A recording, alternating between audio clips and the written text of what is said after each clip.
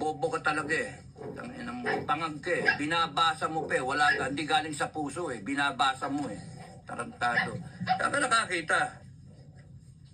Alam mo, binaboy mo yung Office of the President eh. Hindi ganyan ang tingin ko sa Office of the President. O, taragis ka. Hayop ka. Pati kayo, Kongreso, binaboy nyo yung Kongres. Hayop kayo. Contempt kayo. Yayabang ninyo. Mga bopol naman kayo. Mga tanga. Mga hayok na hayok kayo sa kapangyarihan eh. Okay, ang issue mga kababayan, no, ang issue, ang presidente ninyo nagdodroga.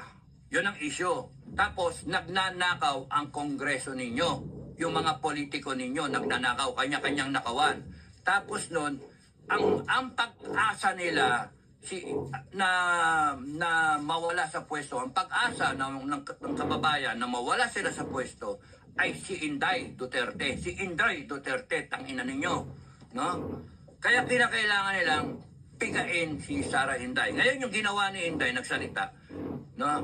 Is she a threat to national security? Of course not. Utangin na sino nag-a-advise niya sa presidente national threat. No?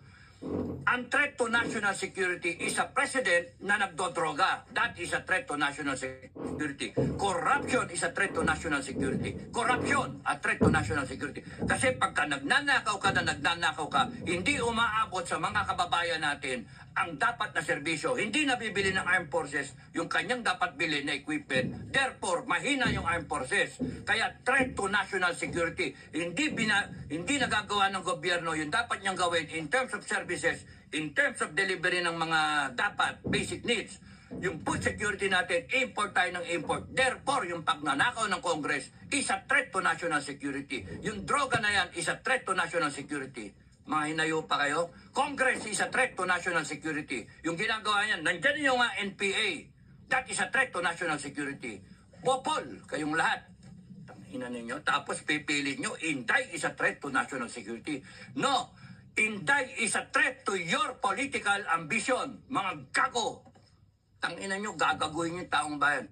Inday Sara Duterte is a threat to your political ambition. Is a threat to your activities of corruption.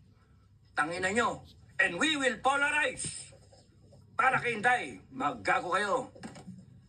Gago talaga kayo.